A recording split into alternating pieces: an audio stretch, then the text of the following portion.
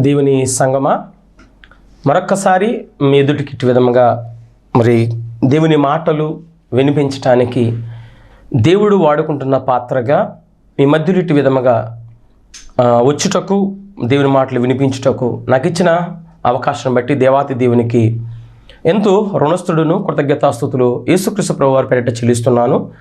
మరి ఈ రక్షణ మార్గం ద్వారా ఆన్స్ గాడ్ డ్యూటీ యూట్యూబ్ ఛానల్ ద్వారా దేవుని వాక్యం వింటున్న మీ అందరికి కూడా నా ప్రత్యేకమైన వందనాలు, శుభములు. మీరెంతో ఫీడ్బ్యాక్ ఇస్తూ ఎంతో చక్కగా మీరు ప్రోత్సహిస్తున్న విధమును బట్టి, మీరు చక్కగా ఎంతో ఆదరింపబడుతూ బలపడుతున్న విధమును బట్టి నేను ఎంతగా సంతోషిస్తున్నాను. దేవునికి అందును బట్టి ఎన్నో కోట్ల స్తోత్రాలు, స్తుతులు చెల్లిస్తూ ఆయనకి ఎంతైనా రుణస్థులముగా ఈ లోకములో ఆయన పనిని చేస్తున్నాం. ప్రియులారా, మంచిది. నిజంగా మీరు మంచి ఫీడ్బ్యాక్ ఇస్తున్నారు, చక్కగా ఎక్కడెక్కడి నుంచో ఫోన్లు చేస్తున్నారు, బాగా చెప్పారన్న చాలా చెప్తున్నప్పుడు ఎంతో ఆదరింపబడి ఇంకా మాకు ప్రోత్సాహకరంగా ఉంటుంది. అందును బట్టి మీ అందరికీ కూడా నా ప్రత్యేకమైన శుభములు, వందనాలు ప్రియులారా. Thank you. రైట్, ఈరోజు ఈ భాగాన్ని మరొక భాగాన్ని మనం ధ్యానము చేయబోతున్నాం. పాఠం పేరు మనిషి మరణం తరువాత ఏం జరుగుతుంది అని మనం వింటున్నాం. అది 4 పాయింట్స్ కింద చెప్పాను. మొట్టమొదటి ప్రారంభ భాగంలో మీరు ఈ వాక్యం వింటున్నారు. ప్రారంభ భాగం చూడండి, అన్ని యూట్యూబ్లో ఉన్నాయి, ఆన్ గాడ్స్ డ్యూటీ ఛానల్లో ఉన్నాయి, నెక్స్ట్ రక్షణ మార్గం ఛానల్లో కూడా ఉన్నాయి. రైట్, అయితే నీతిమంతులు అనబడిన వారు ఇప్పటి వరకు ఏమయ్యారంటే పరలోక రాజ్యం వెళ్ళలేదు అని విన్నాం. రెండోది, మరి ఎక్కడికి వెళ్ళారు అంటే పరదేశులోకి వెళ్ళారు అని, 3వ ఆకాశంలో ఉంది, పాతాళ లోకమందలే నెమ్మదిగల ప్రాంతంలోకి వెళ్ళారు అని విన్నాం. అక్కడ ఎంతకాలం ఉంటారు అంటే లెక్క పూర్తయ్యేంత వరకు కూడా అక్కడ ఉండాలి. అది కొంచెం కాలం. కొంచెం కాలం ఎంత దేవుడికి తెలుసు, ఎంతకాలము. అది మనకొక లిమిట్స్ ఉన్నాయి. మనకు ఎంతవరకు చెప్పాలో అంతవరకు చెప్పాడు. అర్థమైందా? మనకి లిమిటేషన్స్ ఉన్నాయి. సో కొంచెం కాలం, అంతవరకే. ఎంతకాలం మనకు తెలియదు, ఆయన చెప్పాడు. ఆయన యొక్క ఆలోచన అది. ఆ కొంచెం కాలం తర్వాత మరి అక్కడ నుండి ఎక్కడికి వెళతారు, ఎప్పుడు వెళ్తారు అన్న సంగతిని చెప్పి ఈ పాఠాన్ని మనం ముగించుకుందాం. చాలామంది అనుకుంటున్నారు పిల్లారా, చాలామంది ఈ విషయాన్ని చాలా జాగ్రత్తగా ఆలోచన చేద్దాం. చిన్న ప్రార్థన చేసుకుని దేవుని వాక్యానికి వెళ్ళిపోదాం. పరిశుద్ధుడా, పరమ తండ్రి, స్తోత్రాలు.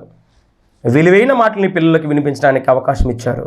గొప్ప మాటల్ని పిల్లలకి మరొకసారి ఈ మాటలు వినటానికి విచ్చేసిన పిల్లలందరినీ ఆదరించి దీవించి పరసమ్మని ప్రతి ఆశీర్వాదం ప్రతి బిడ్డ పొందుకున్న కృపనివ్వండి.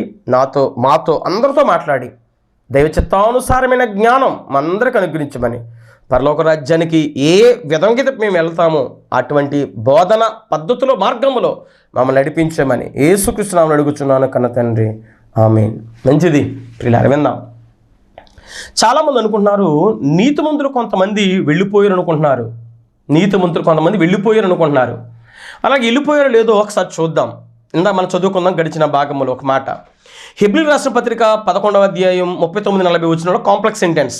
అది కాంప్లెక్స్ సెంటెన్స్ ఉందంటే అందులో చాలా విషయం ఉంటుంది. మనం ధ్యానం చేస్తే కొన్ని దినాలు పడుతుంది. కాబట్టి ప్రజెంట్ మనకు ఎంతవరకు అవసరమో అంతవరకు చెప్పి నేను ముగిస్తాను. ముందుకు వెళదాం. వీరందరూ ఎవరందరూ? హేబేలు మొదలుకుని ఈ గ్రంథం వ్రాసినంత వరకు కూడా ఎంతమంది అయితే ఉన్నారు అంతమంది ప్రజెంట్ ఇప్పటివరకు ఉన్న నీతిమంతులు అందరూ ఈ లెక్కలోకి వస్తారు. వీరందరూ తమ విశ్వాసము ద్వారా సాక్ష్యం పొందిన వారైనను మనం బ్రతుకున్న మనము లేకుండా సంపూర్ణ కాకుండా నిమిత్తము దేవుడు మనందరి కొరకు మరీ శ్రేష్టమైనదైన పరలోక రాజ్యాన్ని మనందరికంటే ముందుగా సిద్ధపరిచాడు కదా. గనుక వీరు ఎవరు? ఇప్పుడు ఒక పరిశుద్ధంగా రాయబడిన వారు, ఇప్పుడు వరకు ఉన్న నీతిమంతులు, చనిపోయిన నీతిమంతులు అందరూ కూడా వాగ్దాన ఫలం పంట పండాల పరలోక రాజ్యంలో. ఆ ఫలం అనుభవింపలేదు. మనము లేకుండా వెళ్ళరు. ఇప్పటి వరకు ఎవరైనా వెళ్ళిపోయారంటే వాక్యం తప్పైపోతుంది. మనం లేకుండా ఎవరు వెళ్ళరు. మనం వెళితేనే ఆ లెక్క పూర్తవుతుంది. నీతిమంతులు ఎంతమంది ఉండాలని దేవునికి ఒక లెక్క ఉంది, ఆ లెక్క పూర్తవుతుంది. అదేంటంటే ఇది ప్రామిస్. ఒక్కసారి వెళ్ళాలి పరలోక రాజ్యం, అందరూ ఒకసారి తీసుకెళ్తారు యేసుక్రీస్తు వారు. అదేనండి, కొంచెం కొంచెం తీసుకెళ్ళాడు. ఒక్కసారి తీసుకెళ్తాడు. యేసుక్రీస్తు వారు ఈ వాగ్దానం చేశాడంట, వాగ్దాన ఫలం అని ఎవరు అనుభవించలేదు మనం లేకుండా. యోహాను మొదటి పత్రిక 2వ అధ్యాయం 25వ వచనం, నిత్య జీవం, పరలోక రాజ్యం, నిత్య జీవం, నిత్యము ఉండే జీవం, ఆ పరలోక రాజ్యం అనుగ్రహింతునన్నదియే ఆయన తానే మనకు చేసిన వాగ్దానం. చూసారండి, ఇది పరలోకం గురించి ఇచ్చిన వాగ్దానం, నిత్య జీవం గురించి. లెక్క పూర్తి అవుతుంది ఎప్పుడంటే మనం ఉంటే లెక్క పూర్తవుతుంది, మనం లేకుండా లెక్క పూర్తి కాదు. మనం ఆ లెక్కలు ఉండాలంటే వాక్యం చెప్పాలి, వాక్యం నేర్చుకోవాలి, వాక్య ప్రకారం నడవాలి, వాక్యం చెబుతూ మరణించాలి. ఎవరైనా చంపేసినా నీ మరణం నీ ఆయుష్ అయిపోయినా, ఎలాగైనా సరే మరణం నీకు తటస్థించినా, లేదు నీకు వేరెవరి ద్వారా తటస్థించినా, నువ్వు మరణించే లోపు మరణం సమయంలో నువ్వు దేవుని వాక్యం నేర్చుకోవాలి, దేవుని వాక్యం ప్రకటిస్తూ ఉండాలి. రక్షణ మారు మనస్సు కలిగి నువ్వు దేవుని పని చేస్తూ ఉన్నప్పుడు అప్పుడు ఈ లెక్కలోనికి వెళతావు. మనము లేకుండా ఎవరు వెళ్ళరు. హనోక్ గారు వెళ్ళిపోయారా? ఏలియా గారు వెళ్ళిపోయారా? మీరు ఆలోచించండి దీన్ని బట్టి, వాక్యాన్ని బట్టి. మనము లేకుండా ఎవరు కూడా వెళ్ళరు. ఒకవేళ హనోకు గారు కొనుపోబడ్డారు వాళ్ళు, అదేందా అంతవరకు. ఎవరైనా రక్త మాంసములు పరలోక రాజ్యాన్ని స్వతంత్రించుకొననేరవు. మనము లేకుండా వెళ్ళలేదు. యేసుక్రీస్తు ప్రభువు ముందున్నారు వాళ్ళు వెళ్ళిపోయారు అనుకుంటే వాక్యం తప్పైపోతుంది. యేసు కంటే ప్రథమ ఫలం అవ్వాలంటే హనోక్ అయిపోవాలి, అలాగే ఏలియా గారు అయిపోవాలి. లేదు ప్రియులారా, మీరు ఆలోచించేయండి ప్రియులారా. మనము లేకుండా మనమందరినీ ఒక్కసారి తీసుకెళ్తాడు యేసుక్రీస్తు ప్రభువు వారు. ఫస్ట్ పరలోకం వెళ్ళింది యేసుక్రీస్తు ప్రభువు వారు ఒక్కరే. అర్థమైంది కదండి? రైట్. తెస్సలోనికీయులకు రాసిన మొదటి పత్రిక 4వ అధ్యాయము 13-14 వచ్చి చూద్దాం ఒకసారి ముందు. సహోదరులారా, నిరీక్షణ లేని ఇతర వలె మీరు దుఃఖపడకు నిమిత్తము నిద్రించుచున్న వారి గురించి మీకు తెలియకుండా నాకు ఇష్టం లేదు. యేసు మృతి నుండి తిరిగి లేచినని మనము నమ్మినడలా అదే ప్రకారం యేసునందు నిద్రించిన వారిని, యేసుక్రీస్తు నిద్రించిన వారిని, అంటే రక్షణ పొంది బాప్తిసం పొంది యేసుక్రీస్తులోనికి బాప్తిసం పొందిన ప్రతి ఒక్కరు కూడా నిద్రించిన వారిని దేవుడు ఆయనతో కూడా, దేవుడు తండ్రి యేసుక్రీస్తు ప్రభువుతో కూడా వెంట పెట్టుకుని వచ్చును. మేము ప్రభువు మాటను బట్టి మీతో చెప్పినది ఏమనగా, ప్రభువు రాకడ వరకు సజీవులమై నిలిచియుండు మనము నిద్రించిన వారి కంటే ముందుగా ఆయన సన్నిధిని చేరము. ఆర్భాటముతోను ప్రధాన బోర శబ్దముతోను దేవుని బోరతోను పరలోకము నుండి ప్రభువు దిగి వచ్చును. క్రీస్తునందు మృతులైన వారు మొదట లేతురు, ఆ మీదట సజీవులు నిలిచిన యుండు మనము వారితో కూడా ఏకముగా ప్రభువుని ఎదుర్కొనుటకు ఆకాశ మండలమునకు మేఘముల మీద కొనుపోబడుదుము. కాగా మనము సదాకాలం ప్రభువుతో కూడా ఉందము.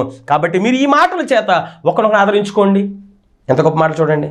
అందుకే ఈ మాట చెప్తున్నాను, మిమ్మల్ని ఆదరించడానికి ఈ మాటలు చెబుతున్నాను. అందరం వారితో కూడా, ఎవరితో కూడా? మనకంటే ముందు మృతి చెంది పరదేశంలో ఉన్నవారు, సజ్జులు ఉన్న మనం, యేసుక్రీస్తు వచ్చినప్పుడు మనం కలిసి ఏకముగా దేవుని దగ్గరికి తీసుకెళ్ళిపోతాడు యేసుక్రీస్తు ప్రభువారు. అది వాక్యం చెబుతున్నాడు. ముందుగా సిద్ధపడి చేశాడంట, మన కొరకు ముందుగా సిద్ధపడి చేశాడంట. మత్తయి సువార్త 25:34 వచ్చును. రైట్. అప్పుడు రాజు తన కుడివైపున ఉన్నవారిని చూచి నా తండ్రి చేత ఆశీర్వదింపబడిన వారలారా రండి, లోకము పుట్టినది మొదలుకొని మీ కొరకు సిద్ధపరచబడిన పరలోక రాజ్యమును స్వతంత్రించుకొనిడి. అప్పుడు వెళతాం. అంటే మన కొరకు ముందుగా సిద్ధపడి చేసే పరలోక రాజ్యం, దానికి మనము చేరిపోతాం.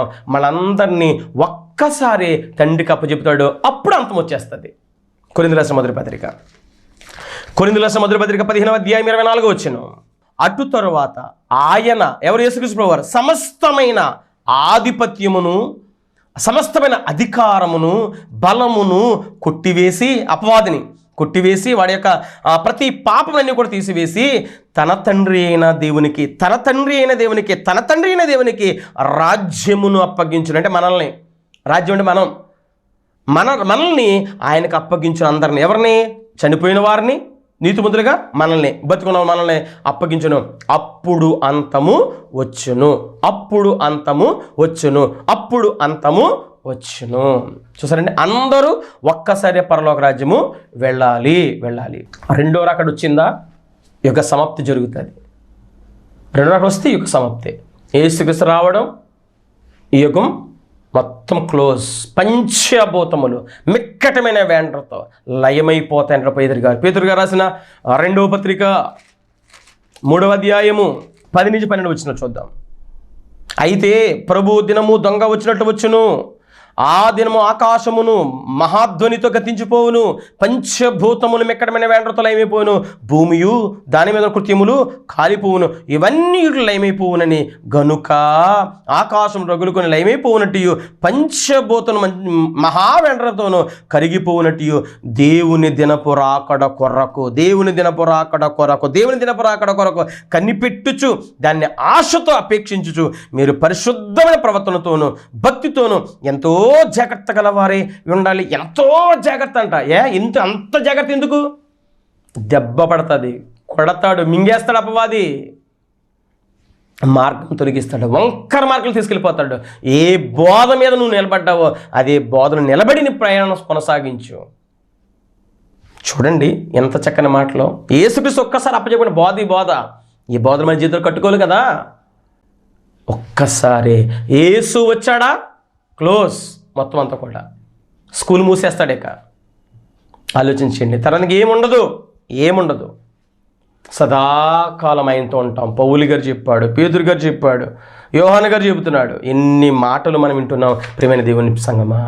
కాబట్టి పరదేశంలో ఉన్నవారు, తర్వాత మనం బ్రతుకుంటే యేసుక్రీస్తు వచ్చారు అక్కడికి, అందరినీ కలిసి ఒక్కసారి యేసుక్రీస్తు వారు రెండో రాకడలో ఆయన వచ్చి మనల్ని తీసుకువెళతాడు. ఒకప్పుడు సాధువుగా వచ్చాడు, ఇప్పుడు యుద్ధశూరుడిగా వస్తున్నాడు, రాజుగా వస్తున్నాడు.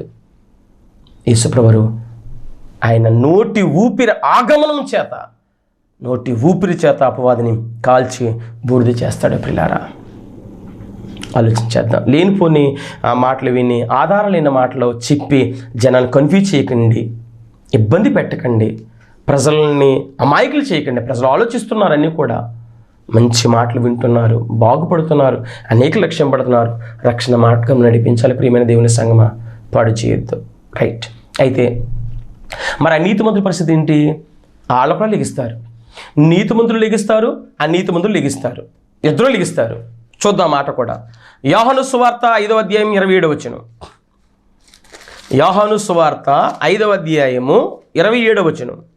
మరియు ఆయన మనుష్య కుమారుడు గనుక తీర్పు తీర్చుటకు తండ్రి అధికారం అనుగ్రహించిన యేసుక్రీస్తు వారికి దీనికి ఆశ్చర్యం పడకండి. పెద్ద ఆశ్చర్యం అక్కలేదు ఇందులో. ఎంత బాగా చెప్తున్నాడండి. ఒక కాలం వచ్చుచున్నది, ఆ కాలమున సమాధుల్లోనున్న వారందరూ ఆయన శబ్దం విని మేలు చేసిన వారు జీవ పునరుద్ధానమునకును, కీడు చేసిన వారు తీర్పు పునరుద్ధానమునకు బయటికి వచ్చెదరు. ఎక్కడైతే సమాధి చేయబడ్డారో ప్రతి ఒక్కరూ కూడా శరీరాన్ని మట్టిలో విడిచి వెళ్ళిపోయారు కదా వేదనగర ప్రాంతంలోనికి. అనీతిమంతుల కోసం మాట్లాడుతున్నాను నేను ఇప్పుడు. అనీతిమంతుల కోసం ఎవరైతే వెళ్ళిపోయారో వాళ్ళు మరలా వచ్చి ఈసారి ఏ శరీరం ధరించుకుంటారు? మహిమ శరీరం ధరించుకుంటారు. అదేనండి, అక్షయమైన శరీరాన్ని ధరించుకుంటారు. అక్షయమైన శరీరాన్ని ధరించుకుని వాళ్ళు ఎక్కడికి వెళ్తారంటే నిత్యము కాలిపోయే నిత్య అగ్నిగుండంలోకి వెళ్ళిపోతారు. మనం ఏం చేస్తాం? నీతిమంతులైతే మనము కూడా ఏ మట్టి శరీరం వదిలిపెట్టాం కదా, మనకు అక్షయ శరీరాన్ని ఇస్తాడు. ఈ అక్షయ శరీరం పైన మహిమ శరీరాన్ని కప్పుకొని తండ్రి దగ్గరికి వెళ్ళిపోతాం. ఇప్పుడు క్షయమైపోయిన శరీరంతో ఉన్నాం, అప్పుడు అక్షయమైన శరీరం వాళ్ళకి మనకి ఇద్దరికి వస్తుంది. అయితే మనకి మహిమ శరీరం వస్తుంది. నీతిగా బ్రతికిన వాళ్ళకి పరలోక రాజ్యం వెళతాం.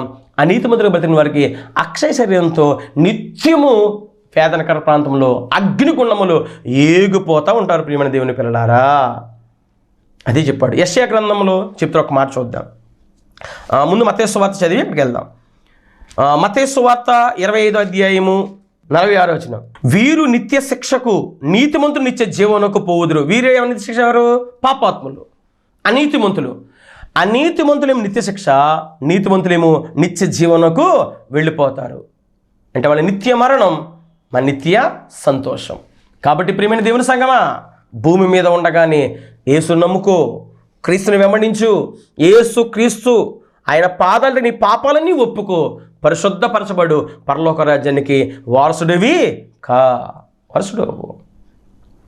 తీర్పు అంటే మరలా ఏదేదో పెద్ద పెద్దగా గ్రంథాలు తీసి చెప్తాడనుకున్నారు మీరు ఏమన్నా? నీ మాటను బట్టి తీర్పు తీరుస్తాడు. నువ్వేం మాట్లాడావు? నీ మాట జీవం కలిగిన మాటగా ఉందా, లేదా అనేకులు పాడు చేసే మాటగా ఉందా? నీ మాటను బట్టి తీర్పు. ప్రియమైన దేవుని సంగమా, ఆయనకు అధికారం ఉంది, దేవునికి అధికారం ఉంది. దేవుని సర్వాధికారం కలిగిన వాడు నీతిమంతుల్ని పరలోక రాజ్యం, నీతిమంతుల్ని నిత్య నరకానికి తీసుకువెళ్తాడు. పిల్లరా, ఎవ్వరూ పరలోకం వెళ్ళదు ఇప్పటి వరకు మనము లేకుండా లెక్క పూర్తి కాదు కాదు కాదు అర్థమైంది కదా? కాబట్టి ఏయో విన్నాం, ఏయో బోధలు ఇప్పటి వరకు జరిగినవి విన్నాం. కాబట్టి ఏది సత్యమో అది గ్రహించండి. వింటున్నాం మీరు, ఏది పడితే అది నమ్మకండి. శరీర సంబంధంగా అస్సలు బ్రతకండి. శరీర రోగాలు వస్తాయి, జబ్బులు వస్తాయి, వ్యాధులు వస్తాయి, శోధనలు వస్తాయి, కష్టాలు వస్తాయి, కన్నీళ్ళు వస్తాయి, ఎన్నో ఇబ్బందులు వస్తాయండి. అన్నిటికీ దేవుడు పరిష్కారం ఇస్తాడు. భయపడకండి, సత్యమండి. కానీ లోకం ఎలాగుంటుందంటే అండి, అసత్యము చెబితే పొగుడతారంట, సత్యం చెబితే ఎవరు పట్టించుకోరంటండి. ఒక మాట చూద్దామా? యోధా పత్రిక 16వ వచనం. ఈ సందర్భంగా కొన్ని మాటలు మీకు అవకాశం ఉంది. యోధా పత్రిక ఒకే అధ్యాయం ఉంటుంది, 16వ వచనం చూద్దాం ఒకసారి. 16వ వచనం. వారు తమ దురాశల చొప్పున నడుచుచు, దురాశ లాభ నిమిత్తము, లైక్ల కోసం, షేర్ల కోసం, సబ్స్క్రైబ్ల కోసం, ఈరోజు డబ్బులు దండుకోవటం కోసం, లాభము నిమిత్తము మనుషులను కొనియాడుచు సనుగువారును తమ గతిని గూర్చి నిందించు వారినే ఉన్నారు. వారు నోరు డంబమైన మాటలు పలుకును. మనుషులు పొగుడుతారంట, మీరు గొప్పోళ్ళండి. మనుషులు విశ్వాసులు ఏమో పాస్టర్ గారిని పొగడా, పాస్టర్ గారు ఏమో మనుషులను పొగడా. అంటే పొగడ్తలు ఎక్కువైపోయాయి సంఘాలు ఈరోజు. అబ్బా సూపర్ అన్న, లైక్ అన్న, శబాష్ అన్న. అసలు వాక్యం ఏం చెబుతున్నారో ఏంటి, అసలు లేఖనాలు ఏముందో అది చూడడం గ్రహించం. నీకు తెలిసిన భాష మీద, నీకు తెలిసిన భావం మీద చెబుతావు, ఆ భావం ప్రకారం వెళ్ళిపోతున్నాం. ఒకవేళ తప్పు చెప్పాడు కదా ఏమనంటే పాస్టర్ గారు అంటే శాపం, మరి పాస్టర్ గారి విశ్వాసం అంటే మన రేపు రాడు, సంఘ సంఖ్య తగ్గిపోద్ది, తగ్గిపోతే మన సంచికి సిల్లు పడుతుంది. ఈ ఆలోచన వద్దండి. సత్యం చెప్పండి, దేవుని మెప్పించండి చాలు. ప్రభు కదని మీ పరలోకం ఇచ్చేది. పొగడ్తలు వద్దు ప్రియమైన దేవుని పిల్లలారా. ఆమోసు గ్రంథం 5వ అధ్యాయం 10వ వచనం. అయితే గుమ్మములో నిలిచి బుద్ధి చెప్పి వారి మీదను జనులు పగబట్టుదురు. సత్యం చెబితే, అరే నాని తప్పురా, ఇది కరెక్ట్ కాదని చెబితే పగబడతారంట. యథార్థముగా మాట్లాడే వారిని అసహించుకుంటారంట. మా సత్యం ఇదే. అదే ప్రతి ఒక్క పరలోకం వెళ్ళిపోయారంటే అది మీకు కరెక్ట్గా ఉంటుంది. జనానికి వాళ్ళు పొగుడుతారు. అబ్బాయి ఎవరు పరలోకం వెళ్ళలేదు ఇప్పుడు కాక, ఇదిగో వాక్యం ఎలా చెబుతుంది, వాక్య ప్రకారం ఎలా ఉంది అంటే అబద్ధం. మమ్మల్ని అసహించుకుంటారు. రాయించండి ఇప్పుడు ఈ మాటలు. లూకా సువార్త 6వ అధ్యాయము. లూకా సువార్త నేను ఎక్కువ వివరించడం లేదు, సమయం లేదు కనుక మీకు కొన్ని రిఫరెన్స్ ఇస్తే మీరు ధ్యానిస్తారని నా ఆలోచన ప్రకారం ఇస్తున్నాను మీకు. లూకా సువార్త 6వ అధ్యాయం నేనేం చదువుతున్నానంటే 22 చదువుతున్నాను. మనుష్య కుమారు నిమిత్తం అంటే వాక్యము నిమిత్తము మనుషులు మిమ్మల్ని ద్వేషించి, వెలివేసి, నిందించి మీ పేరు చెడ్డదని కొట్టివేయబడినప్పుడు మీరు ధన్యులు. ఆ దినము మీరు సంతోషించి గంతులు వేయండి, ఇదిగో మీ ఫలము పరలోకమునందు గొప్పదే యుండును. వారి పితరులు ప్రవక్తలకు అదే విధంగా చేసిరి. అయ్యో ధనవంతులారా, మీరు కోరిన ఆదరణ మీరు పొంది ఉన్నారు. అయ్యో ఇప్పుడు కడుపు నిండి ఉన్న వారులారా, మీరు ఆకలి గుందురు. అయ్యో ఇప్పుడు నవ్వుచున్న వారులారా, మీరు దుఃఖించి ఏడుతురు. 26వ వచనం.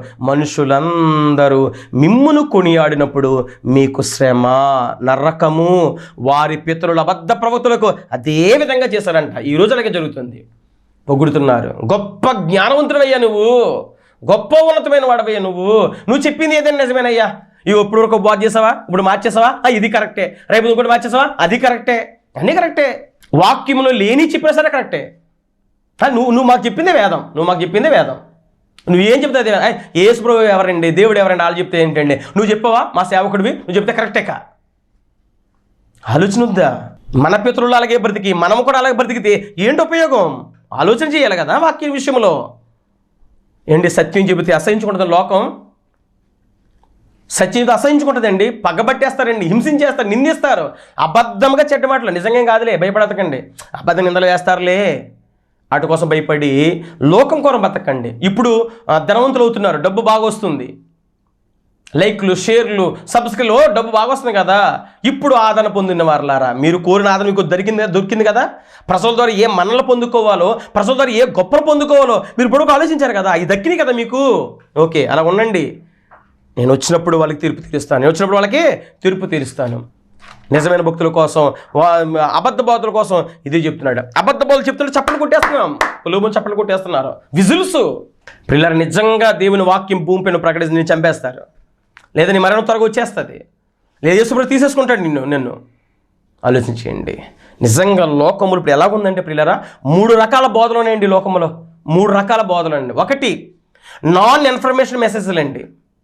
విషయమే ఉండదు, ఇన్ఫర్మేషన్ ఏమి ఉండదు.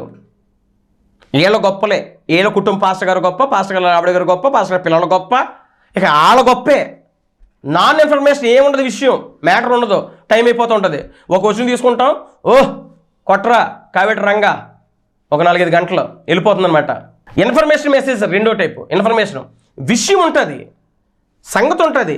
కానీ సంగతి ఉండి విశ్వాసులు ఎవరి వైపు తిప్పుకుంటారంటే మనోడి వైపు తిప్పుకుంటాడు, అంటే పాస్టర్ వైపు తిప్పుకుంటాడు. అంటే మా పాస్టర్ గారి ఈయనే మాకెక దెబ్బతింటారు పిల్లారా, చాలా దెబ్బతింటారు. మీరు విశ్వాసులు యేసుక్రీస్తును నమ్మారు, మనుషులు చూడకండి. ఏం చెప్తున్నాడు, మీరు ఏమి వినుచున్నారో వినిన దాన్ని బట్టి జాగ్రత్త అన్నాడంటే మోసపోతారనే కదా. వినే విషయంలో ఎందుకన్నా మోసపోతున్నారు? దేవుని వాక్యం తెలుసు కూడా ఎందుకు అజ్ఞానం బతుకుతున్నారు? తప్పు కదా, ఆలోచన చేయాలి కదా. మూడవది soul saving messages. Non information soul saving messages అంటే ఆత్మరక్షణ. ఇన్ఫర్మేషన్ ఉంటుంది, గొప్ప విషయం ఉంటుంది, ఆ విషయం చెబితే ఎవరు కనెక్ట్ చేయాలంటే యేసు ప్రభు వారు కనెక్ట్ చేయాలి, యేసు ప్రభు ద్వారా తండ్రికి కనెక్ట్ చేయాలి. అది కదా నీ బోధ. నువ్వెందుకు తిప్పుకుంటున్నావు జనాన్ని, నీ వైపుకి తిప్పుకుంటున్నావు? నువ్వెందుకు కట్టాలనుకుంటున్నావు? నువ్వెందుకు వాళ్ళని కట్టేయాలనుకుంటున్నావు ఆ 4 గోళ్ల మధ్యన? తప్పు కదా. అబ్బాయి మీరు ఎక్కడికి వెళ్ళిన వాక్యం వినండి, ఏ చోటకి వెళ్ళిన వాక్యం వినండి, ఎక్కడ సత్యం చెప్పిన అక్కడికి వెళ్ళిపోండి. ఎందుకు భయపడాలి? నేను పోషించి దేవుడు కదా. వాళ్ళు ఇచ్చే రూపాయి కోసం 10 రూపాయల కోసం బతుకుతున్నామా? ఏమన్నా దేవుడు కదా పోషించేది. 40 సంవత్సరాలండి అరణ్యులు పెంచాడండి వాళ్ళని, ఇజ్రాయేల్ ప్రజల్ని. రమారం 40 లక్షల మంది, సుమారుగా 6 లక్షల కాల్బలం. ఏ పార పట్టుకోలేదు, గుణపం పట్టుకోలేదు, గడ్డపార పట్టు ఏది పట్టుకోలేదు. వాళ్ళు కష్టపడలేదు, వాళ్ళు దేవుడు పోషించాడు కదా. 40 సంవత్సరాలు పోషించాడండి నా దేవుడు. ఏ శిష్యులు 3.5 సంవత్సరాలు తిరిగాడు యేసుక్రీస్తు ప్రభువుతో, ఆయన పోషించలేదా? మనం కూడా పోషిస్తాడు పిల్లారా. అబద్ధాలు చెప్పకండి, మోసం చేయకండి, అనుకూలంగా చెప్పకండి, జనానికి అనుకూలంగా. సత్యం ఏముంది చెప్పండి. 4 వచ్చారా చాలు, 4 ఆత్మలు. 2 వచ్చారా చాలు, ఒక్కరే ఉన్నారా చాలు. 100 మంది ఎందుకంటే తప్పలు. గింజ అయితే 4 గింజలు చాలండి, ఒరిజినల్ గింజలు పరలోక రాజ్యం తీసుకువెళ్ళటానికి, మనకు ఫలం దక్కటానికి. ఎందుకంటే ఈ తప్పలు 100 మంది ఉన్నా 1000 మంది ఉన్నా ఏంటి ఉపయోగం? నాకు 1,00,000 మంది ఉన్నారు, వాట్ ఈజ్ యూజ్? 1,00,000 మంది పేర్లు తెలుసా? నీ సంఘంలో 10 మంది ఉన్నారా, 50 మంది ఉన్నారా, 100 మంది ఉన్నారా? ప్రతి ఒక్కరి పేర్లు సేవకుడికి తెలిసి ఉండాలి. వారి కుటుంబం ప్రతి ఒక్కరి గురించి తెలిసి ఉండాలి సేవకుడికి. తెలిసే ఈరోజు ఎవరికైనా సరే పట్టించుకుంటున్నారా?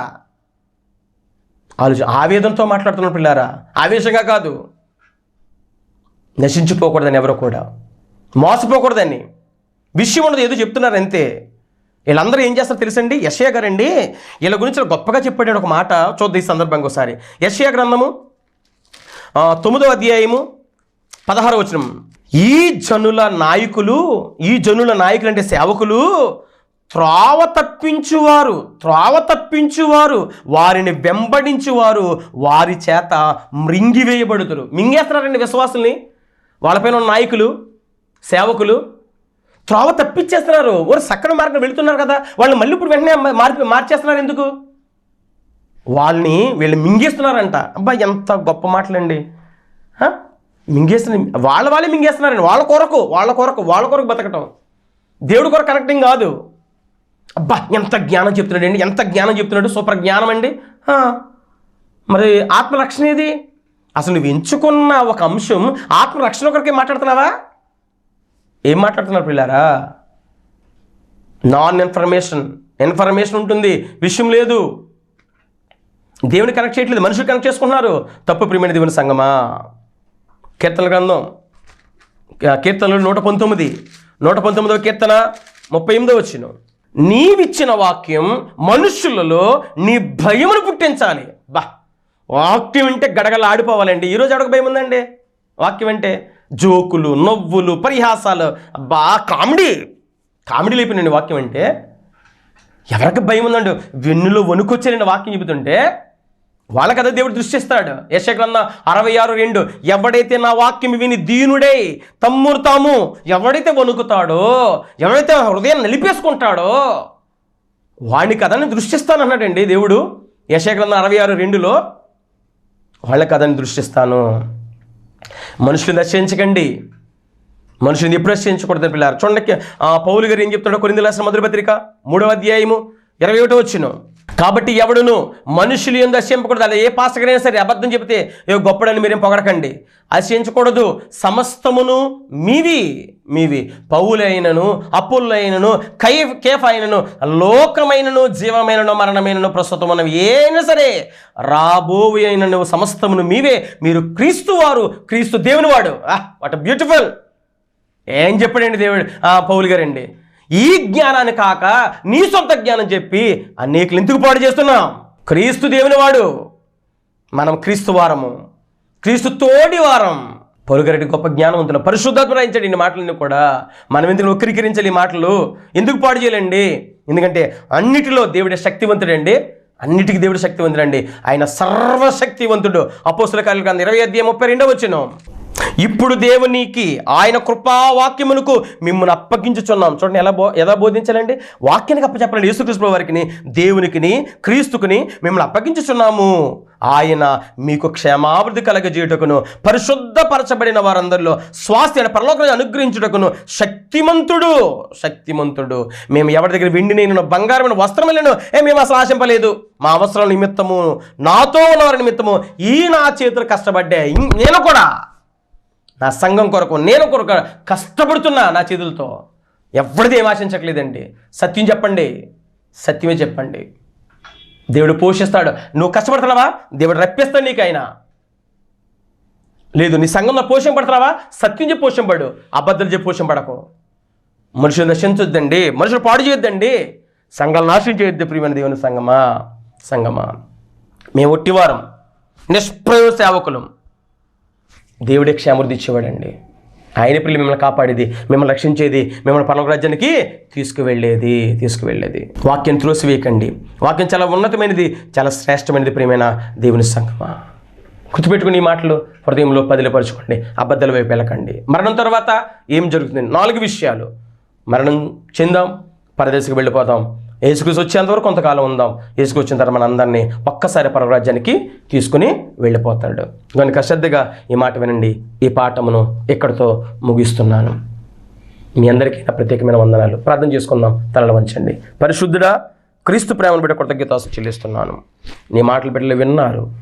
నేను సమయోతుని జ్ఞానాన్ని ఇవ్వండి, నెమ్మదిగా బ్రతుకు కొరపునివ్వండి, ప్రేమతో నింపండి, అందరిని ఆదరించండి, జ్ఞానంతో నింపండి, ప్రేమతో నింపండి. పరలోక రాజ్యం చేర్చుకోనమని క్రీస్తు నామములో అతివేనంగా అడిగి బ్రతిమలాడి వేడుకొనుచున్నాను కన్న తండ్రి, ఆమేన్. మన తండ్రి అయిన దేవుని ప్రేమ, మన కుమారుని యేసుక్రీస్తు కృప, పరిశుద్ధాత్మన్యుని సహవాస సమాధానం ఇప్పుడు ఎల్లప్పుడు సదాకాలం సకల పరిశుద్ధులకు మనకును సదా తోడుగునుగాక. ఆమేన్. అందరికీ వందనాలు పిల్లరా. సమాధానం అండి. God bless you all.